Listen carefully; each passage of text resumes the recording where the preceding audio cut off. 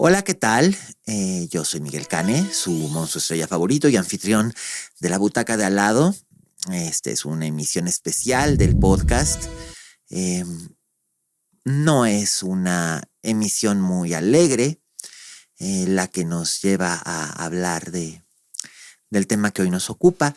El pasado 15 de enero falleció David Lynch, el más iconoclasta cineasta estadounidense de su generación, yo creo. Aunque bueno, a su generación también pertenecen otros grandes cineastas como Steven Spielberg o como John Waters, todos ellos con una personalidad muy, muy, muy especial, una identidad muy específica, pero probablemente sí, el más iconoclasta sea él, en el sentido de que creó un cine que era único y convirtió cosas que para otros eran grotescas o podrían ser grotescas en belleza, y también convirtió el caos en poesía fílmica a lo largo de una filmografía muy, muy, muy, muy diversa, en la que mezclaba los géneros con una destreza formidable, notable. Lynch lo mismo es considerado como creador de grandes películas que son consideradas de terror, como comedias, como grandes dramas, y también de una muy importante película de ciencia ficción épica que fue muy fallida y de la que él no se sentía muy orgulloso del todo, porque ahí intervinieron el estudio, el productor y demás. Fue una experiencia que para él fue un poco amarga, pero de todo eso hablaremos aquí en La Butaca de Al lado. Y bueno, supongo que mucha gente pregunta, lo primero que pregunta es ¿cuál es el mejor punto para acceder a la obra de David Lynch? Empiezo cronológicamente con los cortos que hizo cuando era estudiante, o empiezo con su primer largometraje, Eraserhead, que es del año 1977 y que es una película imposible de clasificar, imposible de catalogar, o empiezo con El hombre elefante, que es probablemente su primera película de lanzamiento comercial, la que lo puso en el mapa y que es bastante accesible. Yo sugeriría empezar, sí, con El hombre elefante, que es una película muy conocida. Seguramente todos ustedes han oído alguna vez la expresión «Yo no soy un animal, soy un ser humano», que es naturalmente uno de los diálogos que hace John Hurt en esta película, el gran John Hurt, que también ya no está con nosotros. Y podría ser, aunque yo también suelo recomendar que se puede empezar con Terciopelo Azul, Blue Velvet, de 1986, o bien con Salvaje de Corazón, Wild at Heart, de 1990. Pero bueno, quizás lo curioso de El hombre elefante es que Lynch venía de haber hecho una película que no tuvo distribución comercial, Eraserhead, porque los programadores, distribuidores y vendedores de espacio en cines y en autocinemas y demás, como se estilaba en los años 70, no sabían cómo venderla. Era una película que más bien había funcionado en funciones de medianoche en cines independientes o en cines universitarios, porque es una película completamente surrealista, completamente desprovista de un argumento que se pueda hacer una sinopsis. Es la historia de un hombre que tiene una novia con la que tiene un bebé, pero el bebé no es exactamente un bebé, pero la novia realmente no lo quiere y luego no sabemos si realmente era su novia o solamente se la imaginaba, pero el bebé sí existe, o al menos creemos que sí existe. Y este hombre es un hombre muy poco convencional. Entonces vive en un edificio ruinoso con unos vecinos poco convencionales y no hay una trama que se pueda considerar cohesiva o coherente a según las convenciones del género. Pero bueno, esto es porque Lynch definitivamente fue el mejor surrealista que existió en el medio cinematográfico después de Luis Buñuel. Eh, no existe registro de que Luis Buñuel haya visto Eraserhead o de que haya visto El Hombre Elefante, aunque no dudaría que al menos haya visto El Hombre Elefante porque se sabe de cierto que Luis Buñuel veía absolutamente todo lo que podía ver en el cine. Entonces, es muy probable que lo haya visto en su estreno en México cuando llegó El Hombre Elefante a México en 1981. La película es de 1980. Pero seguramente Luis Buñuel hubiera estado muy orgulloso o hubiera admirado el trabajo de David Lynch. Y esto lo digo sin pruebas, pero tampoco con dudas. El Hombre Elefante es curioso, es muy curioso. El Hombre Elefante había tenido éxito como una puesta en escena en Londres.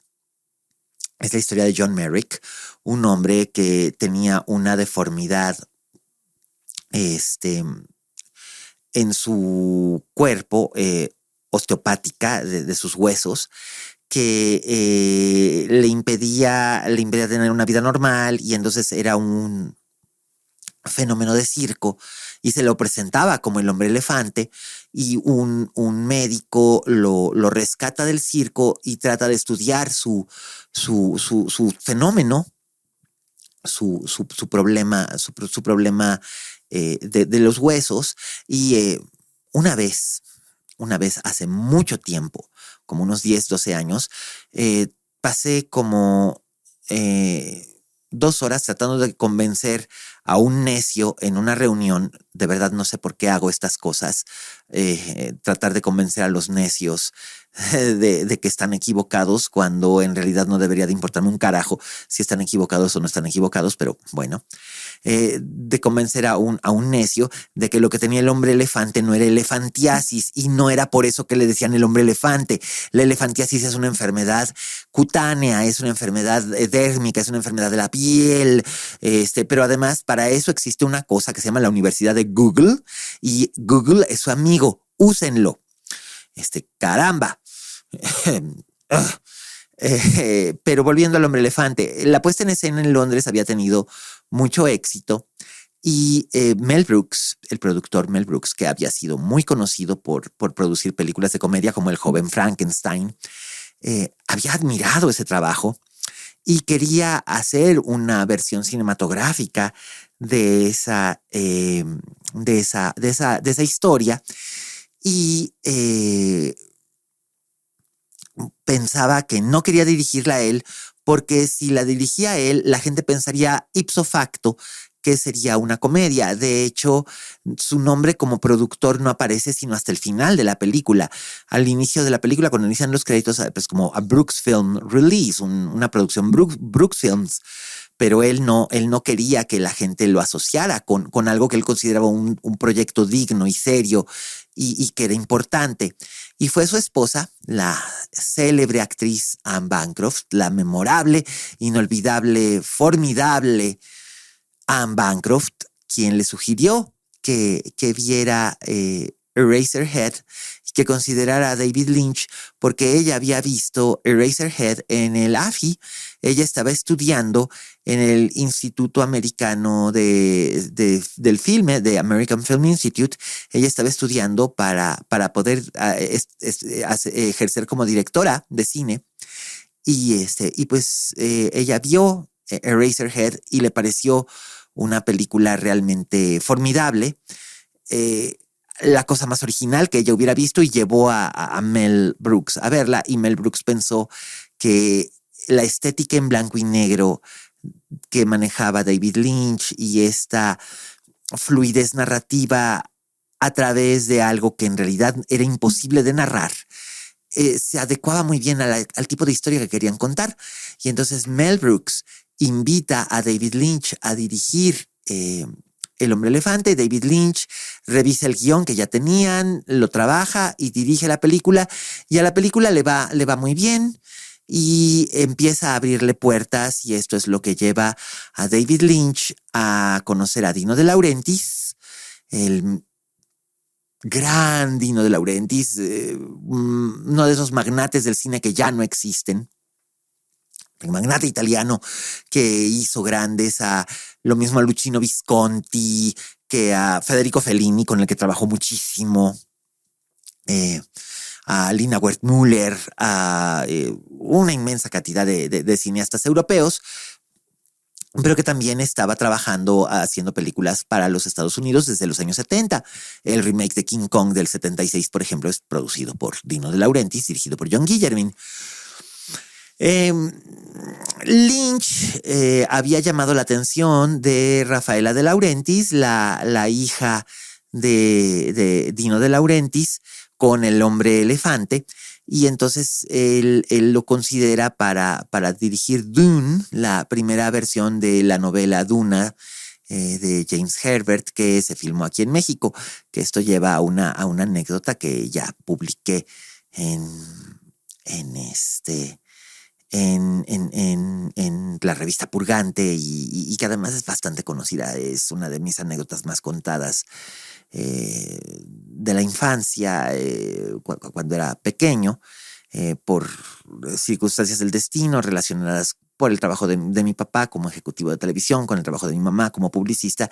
Pues yo tenía algo de experiencia en teleteatros y apareciendo en televisión y haciendo fotos para comerciales y tal, ¿no? Y por circunstancias que no recuerdo claramente, pero que se dieron, fui uno de los muchos extras mexicanos que hubo en Dune. Entonces, cuando la gente oye esta anécdota, me suele preguntar: ¿conociste a David Lynch? Nominalmente puedo decir que lo conocí porque me dirigió, o sea, me colocó en posición como extra en una escena bastante grande, donde tenía que ir poniendo en posición a la gente como él quería. Entonces lo conocí, sí, no de hola y adiós o de una conversación con él. Simplemente fue de que llegó y me dijo: "Hey, buddy, how are you? I am fine, Mr. Lynch. How are you? Good. Stand over here." O sea, me puso en mi marca, me puso en la posición que quería, revisó mi cabello, que nos hacían crepé con mucho spray en maquillaje, porque era el diseño de personaje. Los Fremens, supuestamente teníamos el pelo tipo Eraserhead. Quienes hayan visto Eraserhead o vean fotos de Jack Nance en Eraserhead sabrán a lo que al tipo de peinado que traíamos los extras. Bueno, los niños y los varones, las mujeres estaban peinadas todas en trenzas. Nos colocó a cada uno en posición, y entonces me dijo: "You good?" Y yo le dije: "Yes, sir, thank you." Y entonces me dijo: "Okay, buddy." Y me hizo esta señal que yo no sabía que era como que su trademark, que era una de sus marcas de la casa, que siempre era algo que usaba él. Y luego se trepó a su asiento en la grúa y en los estudios Churubusco para hablar desde el megáfono, para hacer las indicaciones y todo, y gritar acción. Entonces, para mí siempre, bueno, para un niño de 8 años al que le gustaba el cine y que eventualmente se dedicó a estudiarlo, a escribirlo, a hablarlo, a amarlo de esta forma, hablo del cine, por supuesto, pues era la voz de Dios. Entonces la gente me pregunta, y yo suelo decir que David Lynch era la voz de Dios para mí a los 8 años. Duna fue una película que no fue el éxito que esperaban nadie. David Lynch quería hacer una especie de Star Wars, pero para adultos, con temáticas más serias y imágenes más oscuras. Dino De Laurentiis quería competir con la franquicia de George Lucas, quería hacer una película para verano. La película finalmente fracasó en taquilla, fracasó con la crítica. La carrera la carrera de Lynch se vio de repente como estancada y él pensó que no iba a poder realizar otros proyectos que tenía. Eh, y curiosamente tenía él un contrato con Dino De Laurentiis y le debía una película. Entonces él le pidió a Dino De Laurentiis que le dejara hacer una película de pequeño presupuesto y De Laurentiis la distribuiría. Y De Laurentiis estuvo de acuerdo. Le dijo que podía hacer lo que quisiera siempre y cuando fuera una película que pudiera vender comercialmente y que no excediera de presupuesto los $5 millones, que en 1985 pues en realidad no era mucho dinero. Era un presupuesto medianito, casi tirando abajo, considerando que era una película que se iba a hacer en asociación con la Metro-Goldwyn-Mayer y con United Artists, como que iban a co-distribuir con el De Laurentiis Entertainment Group. Entonces, ahí se dio vuelo Lynch, explorando algunas de las obsesiones que siempre había tenido. Ustedes deberían de saber, para tener este contexto, David Lynch no tuvo una vida como la de Luis Buñuel, que se tuvo que exiliar y que venía de una familia rica y despreciaba el dinero, y entonces por eso se volvió un artista rebelde. O como la de Salvador Dalí, que era más o menos lo mismo y tal, para encontrar su beta surrealista. En realidad, es muy gracioso. David Lynch nació en 1946 en el pueblo de Missoula, en el estado de Montana, en los Estados Unidos de Norteamérica, en el seno de una familia de clase media. Era un muchachito güerito, simpático, fue Boy Scout, empezó como lobato y llegó a ser Eagle Scout, que es así como que lo más, el grado más alto. O sea, hacía sus buenas acciones, entendía perfectamente bien el lenguaje de las de señas, el lenguaje de banderas, el semáforo que le llaman, sabía encender una fogata. Vamos, era un gran Boy Scout. Era un ejemplo de escultismo, que el escultismo es eso, el ser Boy Scout. Y llevó una vida perfectamente ordinaria y normal. Le gustaba escuchar en la radio a Bobby Darin y a Bobby Binton y a Roy Orbison y a Peggy Lee y no sé, Las Supremas, música de la época en la que él era un adolescente, y sus películas favoritas eran El Mago de Oz, de 1939, y Sunset Boulevard, de Billy Wilder, que eran sus dos películas favoritas y que influyeron muchísimo en él. Y le gustaban mucho los westerns, le gustaban las películas de Alfred Hitchcock, le gustaban los cómics, le gustaban las palomitas de maíz, le gustaban las hamburguesas y le encantaba fumar. Esto eventualmente lo llevaría a su desenlace, es cierto, pero David Lynch le encantaba fumar. Aprendió a fumar a los 16 años y entre los 16 y los 75, 76 años fumó mínimo, al menos al principio o en su época de mayor fumador, fumaba 2 o 3 cajetillas de cigarros diarias. Y en mucho tiempo, y además durante mucho tiempo fumó cigarrillos sin filtro.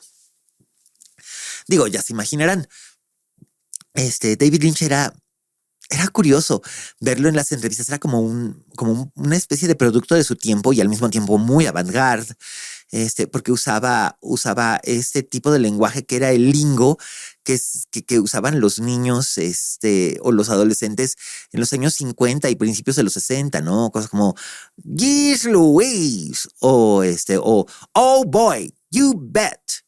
Y él tenía además este tono de voz que estoy tratando de imitar. No sé si me está saliendo claramente, pero pero era muy, muy, muy, muy, muy peculiar. Yes, indeed.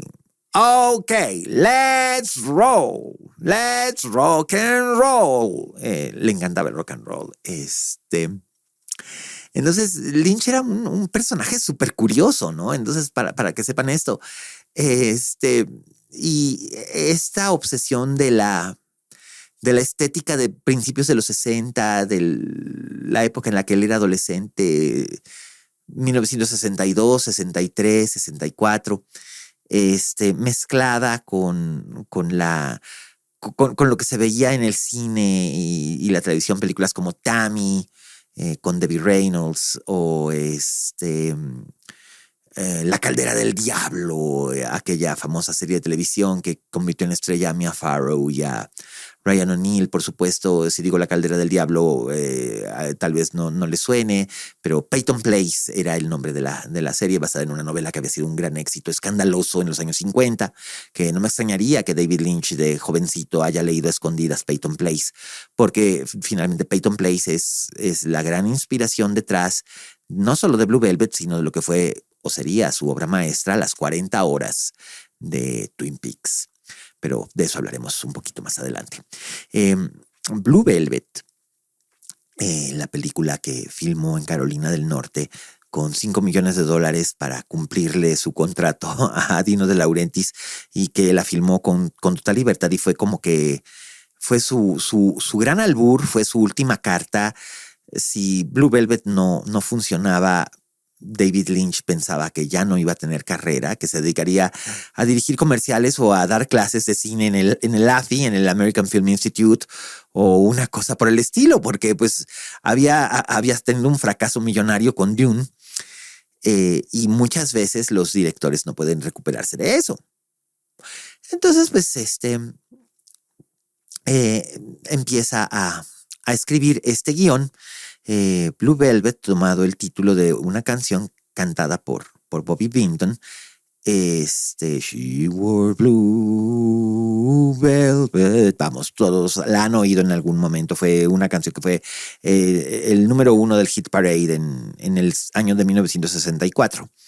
Y decide que es la historia de un joven universitario llamado Jeffrey, que es interpretado por Kyle MacLachlan, el actor que él descubrió y que llevó como protagonista en Dune, y que sería como que su alter ego en una serie de películas y de trabajos, más específicamente en Twin Peaks. Era uno de sus actores favoritos y trabajaron juntos mucho tiempo y fueron amigos muchos años y fueron muy felices como amigos, quiero decir, y como colaboradores.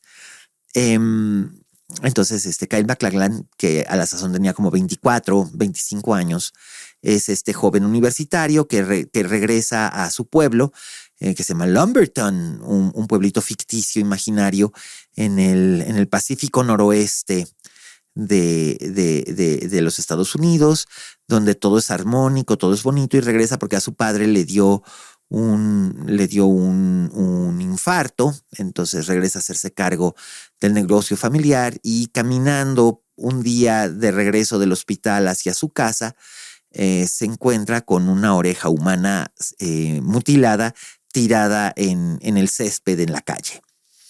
Y esta imagen es brutal, y da el inicio a esta historia que involucra a una cantante de cabaret que canta bajo amenaza, a un gángster completamente fuera de control y con síndrome de Tourette, a una jovencita, Laura Dern, que a la sazón tenía 17 o 18 años en ese momento, que es una jovencita detective inteligente, astuta y sagaz, y que además es adorable, con una pureza encantadora y contrastante con el personaje de Isabella Rossellini, que es la cantante de cabaret. Isabella Rossellini, es importante mencionar a Isabella Rossellini cuando se habla de David Lynch, en el sentido de que fueron una pareja muy feliz durante 5 años, se separaron amigablemente y siempre fueron muy buenos amigos. Isabella siempre habló y ha hablado y habla con amor y con ternura y con respeto de David Lynch, y David Lynch siempre habló con respeto y admiración de ella, y además disfrutaba mucho de contar la anécdota de cómo la conoció. Y decidió llevarla en Blue Velvet. Cuando ya estaba en proceso de preproducción, estaba pensando Lynch en hacer una lista de actrices para interpretar el personaje de Dorothy Valence, la cantante de cabaret, y le habían sugerido a mucha gente, le habían sugerido a gente como Anne Margaret, que que además Anne Margaret es cantante y cantaba muy bien, o le habían sugerido, tenía que ser una mujer relativamente mayor que Jeffrey, y estando en un restaurante en Nueva York, de repente las versiones varían. Según Lynch era en un restaurante, hay gente que dice que fue en una fiesta, pero la propia Isabela dice que no recuerda exactamente dónde, pero recuerda que fue en un lugar público. Vio David Lynch a Isabella Rossellini, que en ese momento ya tenía un poquito de experiencia como actriz, había trabajado en una película dirigida por Vincente Minnelli y finalmente pues era hija de Roberto Rossellini, había estado casada con Martin Scorsese en la época en la que Scorsese dirigió Taxi Driver y dirigió Raging Bull. Y además ella para 1985 ella era el rostro de la casa Lancôme. Era el rostro de los perfumes y de los cosméticos de Lancôme. Entonces, la vio David Lynch y se le acercó y dice, "Hi, hello. I'm sorry to bother you, but has anyone told you that you look just like a young Ingrid Bergman?"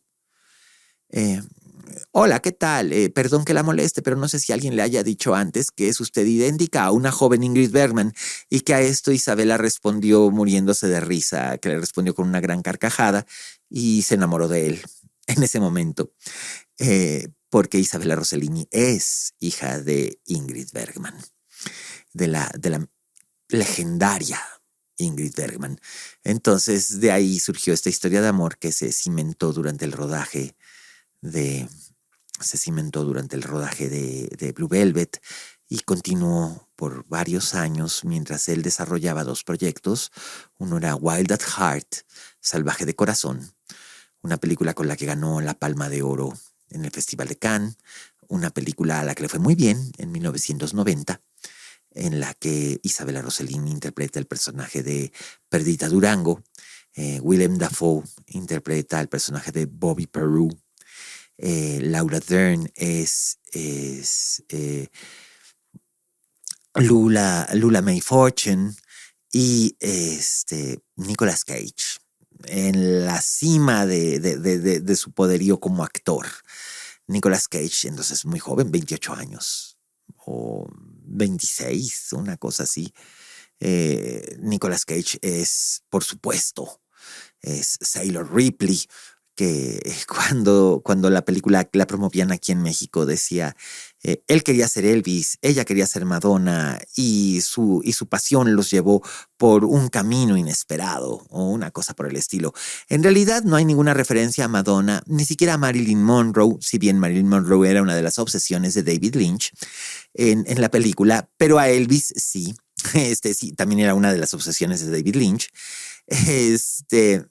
Y Nicolas Cage hace imitaciones de Elvis vistiendo un saco de piel de víbora. Because this is a symbol of my individuality. Y por supuesto, Laura Dern sale con rubia peroxidada, y hablando en un acento sureño. Y por supuesto, el elenco de esa película lo completa la increíble Diane Ladd como Mrs. Fortune, la madre de Lula May, que es algo así como la bruja mala del oeste, volviendo a la obsesión de Lynch con El Mago de Oz.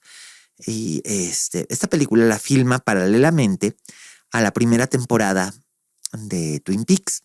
¿Qué es Twin Peaks? ¿Por qué es considerada Twin Peaks la obra maestra, el magnum opus de este director? Twin Peaks es una especie de... Es un programa de televisión que se estrenó en la cadena ABC en la Pascua de 1990. Primero se estrenó el programa piloto, un programa piloto de 2 horas, que después se comercializó como una película en Europa, dirigido por Lynch, y posteriormente los siguientes 8 capítulos siguieron a lo largo de abril hasta junio de 1990.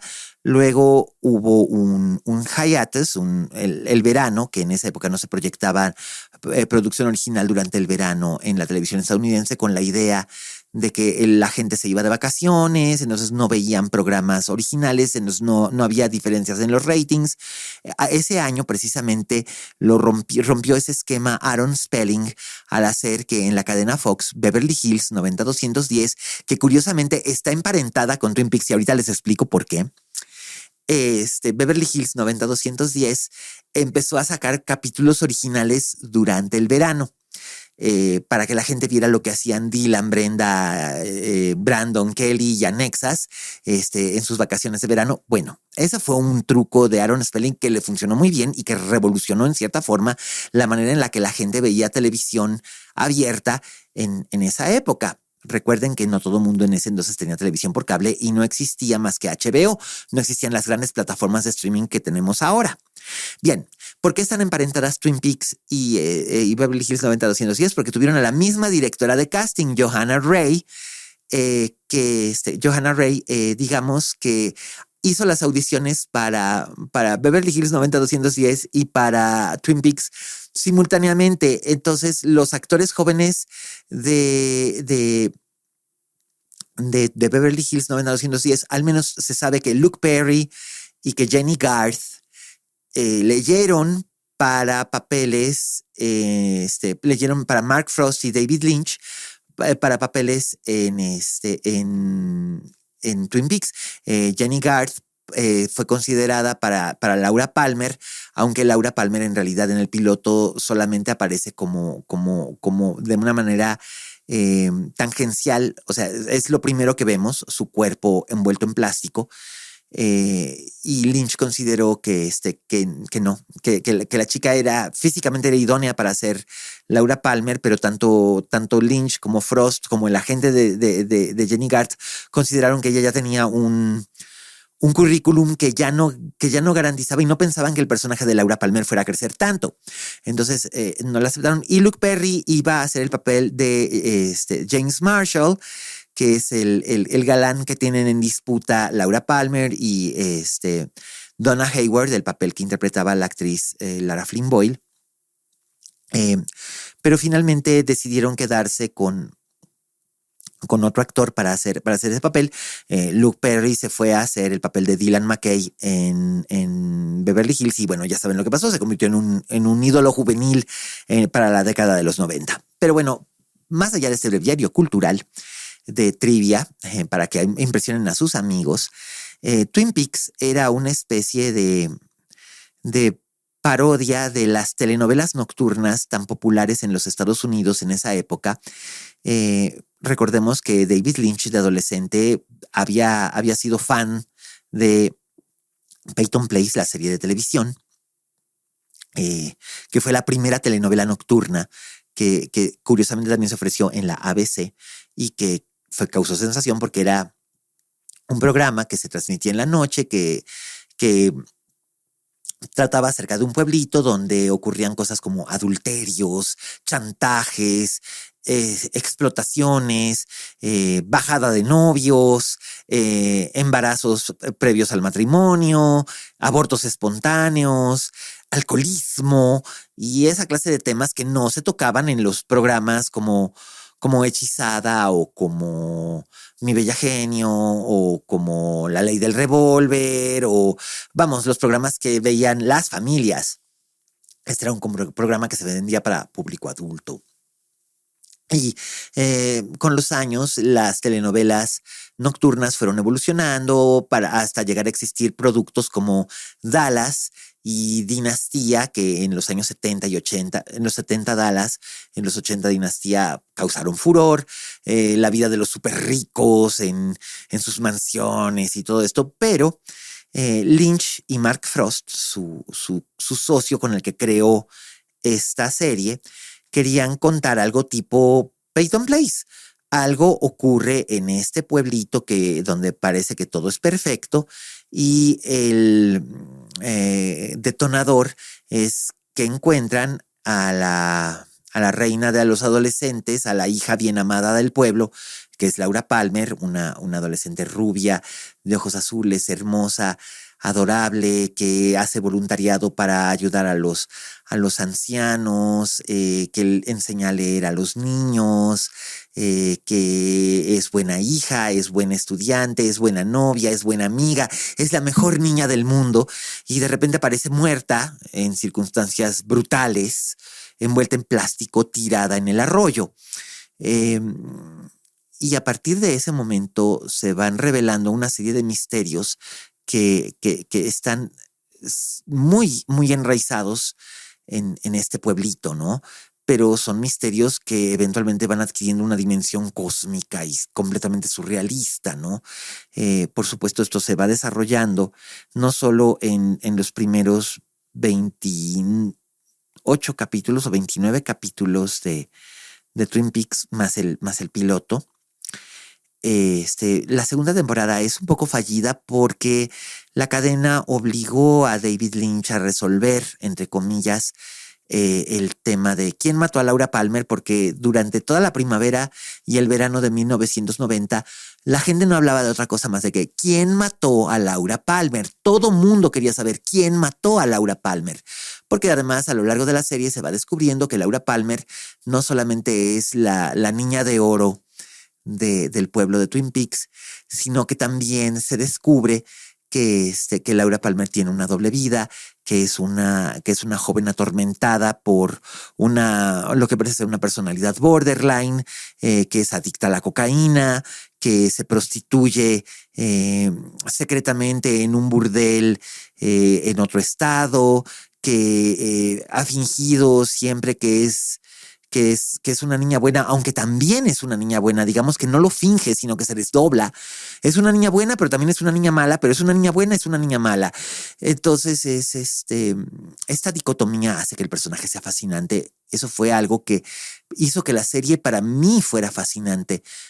En cierta forma, a los 16 años, en la época en la que descubrí Twin Peaks, en la que mi generación descubre Twin Peaks, éramos todos adolescentes. En cierta forma, yo era un poco Laura Palmer. Mostraba un rostro ante el mundo y me comportaba de una manera ante el mundo, pero por otro lado tenía otras características personales que todavía no había llegado a aceptar, que me atormentaban y que me hacían sentir que estaba viviendo una doble vida. En realidad no estaba viviendo una doble vida de nada, pero a los 16 años uno piensa esto y el personaje de Laura nos hablaba a las personas que somos así, que pensamos que tenemos secretos y que no sabemos qué hacer con ellos. Y eso hizo que yo me sintiera muy, muy cercano a esa obra de David Lynch y posteriormente a toda su obra. Y ya aprendo, ya sabía delante de quién había estado yo muchos años antes, ¿no? Claro, lo vienes a descubrir y dices, esa está la persona, el que me dijo, hey, Barry, pues es este señor. Mira, pues mira por dónde. Entonces, las primeras 2 temporadas no hubo más. La serie empezó como un hit, un fenómeno cultural. La segunda temporada acabó bastante mal. La gente la abandonó porque la resolución que ofreció Lynch, obligado por la cadena, no era la resolución que la gente esperaba, pero en realidad la gente no sabía qué esperar y la resolución fue un tanto burda. No se trató con fineza y Lynch siempre tuvo ganas de volver para contar esa historia y lo hizo 2 veces más. Lo hizo en una película llamada Twin Peaks, Fuego Camina Conmigo, que se estrenó en 1992 en el Festival de Cannes, donde le fue como en feria, lo pusieron como lazo de cochino, porque la gente esperaba una secuela donde pudiera llegar a una conclusión. La serie había tenido un final abierto, que ponía al agente Cooper, interpretado por Kyle MacLachlan, en una situación de mucho peligro, incluso el peligro de perder su alma, por cosas sobrenaturales que se habían ido filtrando dentro del surrealismo que contrastaba con el melodrama del telenovelesco de Twin Peaks, que ese era el chiste. Twin Peaks era por un lado una telenovela y por otro lado era una alucinación, una telenovela alucinógena, si se quiere, y cosa que a mí me parecía sensacional, pero al público más convencional, pues decían que se fumó este güey, ¿no? Y no, como que no lograban entender cuál era el punto. Es que en realidad el punto es que no hay punto. La obra de David Lynch no tiene punto. La obra de David Lynch es una experiencia. Es algo que es para un espectador, es una experiencia. Es como estar ante la Guernica de Picasso o como ver una puesta en escena de Días Felices de Samuel Beckett o leer, no lo sé, Las Criadas de Jean Genet. Es una experiencia, no es no es algo que se tiene que entender, es algo que uno interpreta por sí mismo. Y en un mundo en el que estamos acostumbrados a que todo, hasta Steven Spielberg nos tiene que explicar las cosas muchas veces, ya se imaginarán que David Lynch era más bien como un renegado, ¿no? Siempre fue una palabra que lo acompañó en las descripciones, incluso ahora que murió. Maverick Film Director, Maverick renegado, alguien que iba por cuenta propia, alguien que no rendía cuentas. Eso, pues eso era. Entonces, él vuelve a Twin Peaks en esta película y lo que hace es, él regresa en esa película que es una muestra o nos asoma a los 7 días anteriores a la muerte de Laura Palmer, o los últimos 7 días de Laura Palmer antes de ser asesinada, y se une para explicar qué fue lo que ocurrió antes de la serie, una especie de precuela. Y ahí hizo un gran trabajo como actriz Sheryl Lee, que es la actriz que ella hacía teatro en Seattle y también hacía algo de foto fija en Seattle. No tenía mucha experiencia todavía como actriz profesional. Posteriormente ha sido una espléndida actriz, especialmente es una actriz de carácter que le llaman ahora en su madurez. En ese momento Sheryl Lee era muy joven, tenía 20 años, una cosa por el estilo. 20, 21 años para interpretar el papel de una chica de 17, pero solamente en fotos y en imágenes y tal. Entonces Lynch decidió que ella sí estaría bien para ser Laura. De hecho, la famosa foto de la graduación de Laura Palmer, que se usó tanto en publicidad, es la foto de graduación de Sheryl Lee. Y en esta película hace que ella dé una actuación formidable, porque vamos descubriendo qué es lo que atormenta a Laura Palmer y por qué Laura Palmer es así, por qué tiene estas dos vidas, ¿no? Por un lado, por qué es esta niña buena y adorable, y por este otro lado, porque es un demonio o un aparente demonio. Y la película pues no le fue muy bien, adquirió rápidamente un estatus de culto, cosa que no le importó a Lynch, porque de hecho Lynch ya tenía estatus de culto gracias a Eraserhead. Entonces le daba lo mismo. Y después de esta película, él regresa una vez más a Twin Peaks en 2017, 25 años más tarde, para hacer Twin Peaks The Return, una serie de 17 episodios que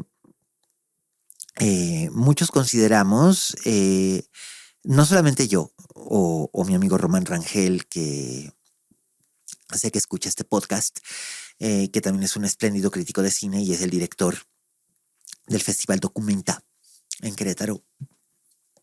Consideramos que no es una serie limitada de 17 capítulos como como originalmente se plantea, sino que es una película que dura 17 horas, pero que se tiene que ver en capítulos porque de un solo golpe es muy difícil.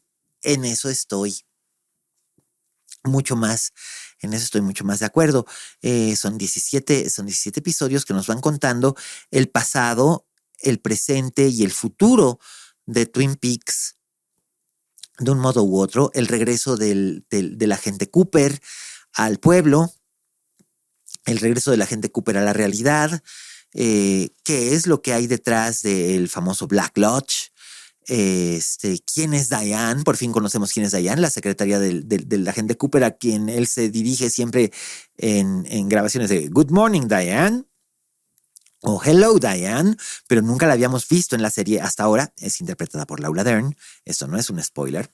Y también descubrimos qué es lo que realmente le pasa a Laura Palmer, por qué Laura Palmer es la elegida para este fulcrum de cosas extrañas que suceden en este pueblo extraño.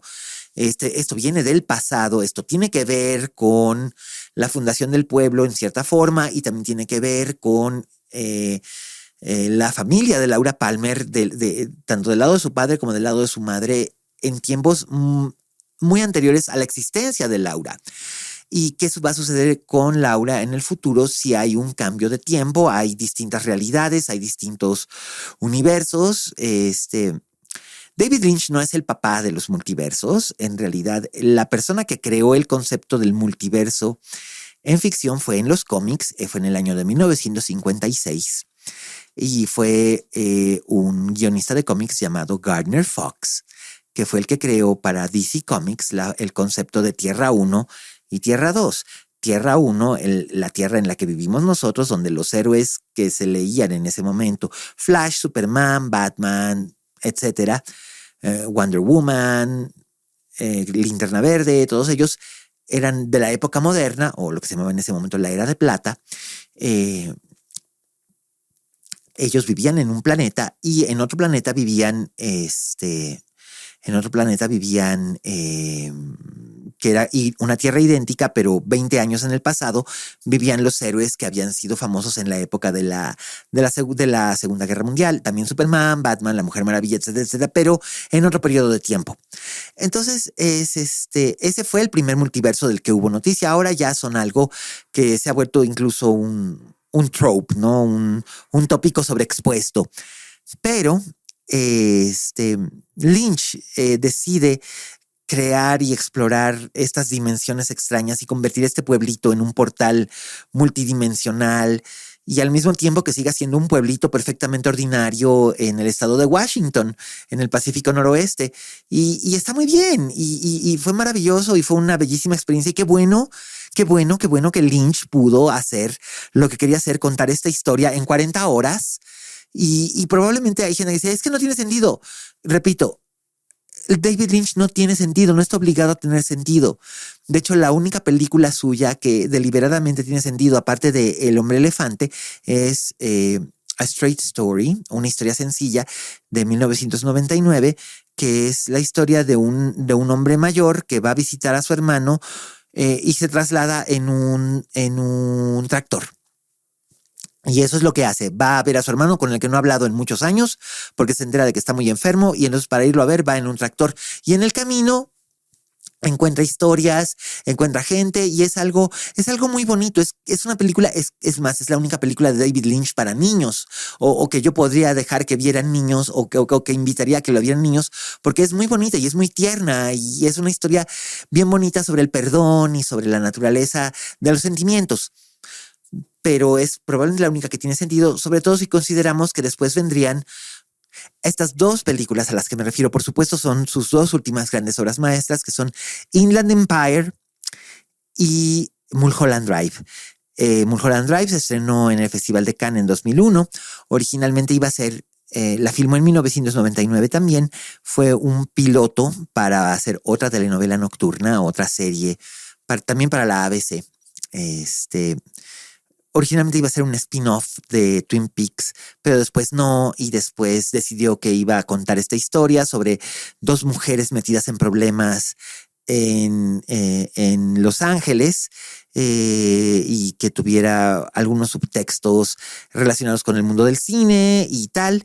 Pero la ABC se echó para atrás, dijo que era demasiado complicada como para un público que estaba acostumbrado a cosas mucho menos retadoras. Pero el productor Alain Sardé decidió que sí había ahí posibilidades, le dio dinero a David Lynch y con el apoyo de Estudio Canal crearon la película como la conocemos ahora. Es la película que convirtió a Naomi Watts en una estrella. Sobre una chica llamada Betty Elms que llega a Los Ángeles, conoce a una mujer amnésica llamada Rita y ambas se ven involucradas en una serie de aventuras y desventuras que eventualmente las llevan al otro lado del espejo, o no, en el que sus identidades cambian, el universo cambia, el mundo cambia y, como dicen en el famoso Club Silencio, no hay banda, no, nada es lo que parece. Para quienes han visto la película saben a lo que me refiero. Y esta película fue una sensación, logró la segunda nominación a Mejor Director para David Lynch, ya había sido nominado a Mejor Director por Blue Velvet, al Oscar. Y digamos que fue lo que vino como que a reivindicar a David Lynch después de años de ser como que un gusto adquirido para hacer algo un poco más reconocido. Pero luego en 2006 se estrena Inland Empire, una película que había estado filmando en secreto en video digital, en la que Laura Dern interpreta a una actriz que por filmar una película que es un remake de una película maldita, de repente se ve atrapada en otro tipo de realidad que parece ser que es la realidad de la película que está filmando, pero no está muy segura de lo que está sucediendo porque finalmente ella es una actriz y esto parece ser una película y esto es Hollywood, pero no está muy segura de que en realidad sea la realidad o no sea la realidad, que finalmente es el universo de David Lynch. Y Laura Dern va a donde ninguna actriz se atrevió a ir antes por un director. Salvo Glenda Jackson, tal vez en aquella famosa película de Ken Russell de The Music Lovers, pero aquí Laura Dern va incluso más lejos.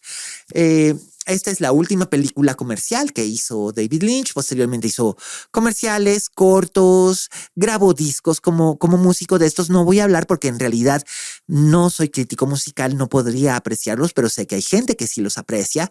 Se dedicó a practicar yoga, a hablar de meditación, también a producir café, a hacer cortos. Hay un corto comiquísimo de él interrogando a un chimpancé, no, a un mono araña. Y es una cosa divertidísima, está disponible por ahí en Netflix, búsquenlo. Lynch, digamos que se dedicó a hacer lo que quiso, como quiso, cuando quiso, y era un gran artista.